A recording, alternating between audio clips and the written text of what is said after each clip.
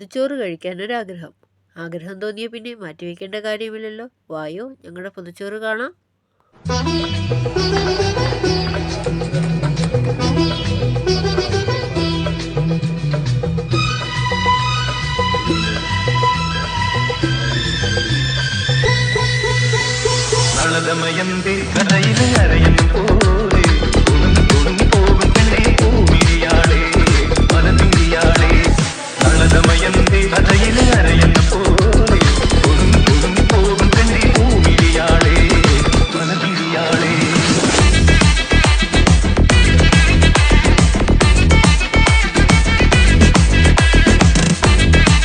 കഴിക്കാനുള്ള പൊതിച്ചോറാണ് ഉച്ചയ്ക്ക്.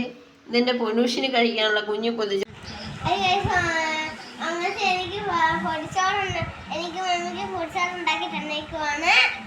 എന്തൊക്കെയുണ്ട് പൊന്നൂസേ പൊതിച്ചോറില്?